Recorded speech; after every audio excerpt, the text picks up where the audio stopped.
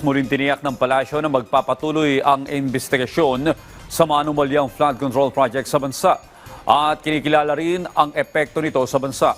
Pero tiwala ang palasyo na may mga investor pa rin na gusto makitang nilalabanan ng isang bansa ang korupsyon.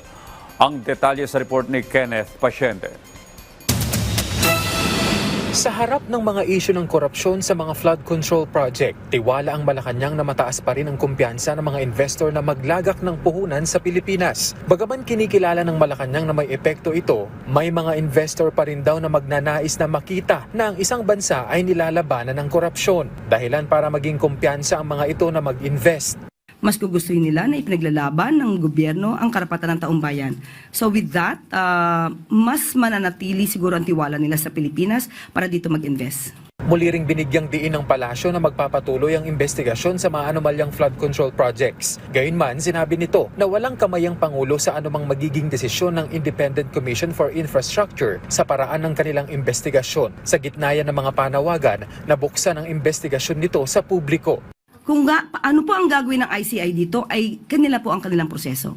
So hindi po pwede magdikta po ang Pangulo kung ano po ang gagawin ng ICI.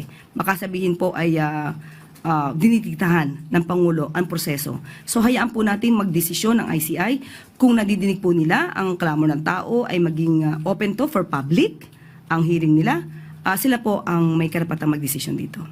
Tiniyak din ng pamahalaan na walang magiging cover-up sa investigasyon. Kasunod yan ang naging pahayag ng Catholic Bishops' Conference of the Philippines na dapat mapanindigan ang integridad ng ginagawang investigasyon sa flood control mess.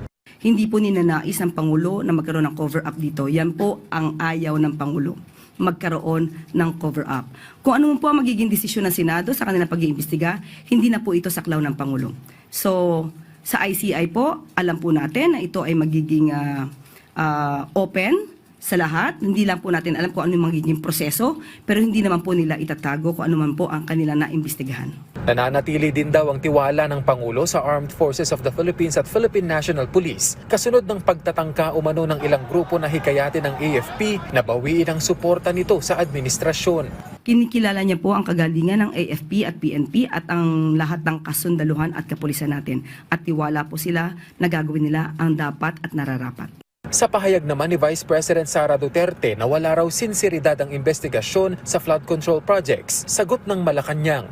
May ginawa na po ba ang nagtapatanong niyan at nagkomento niyan?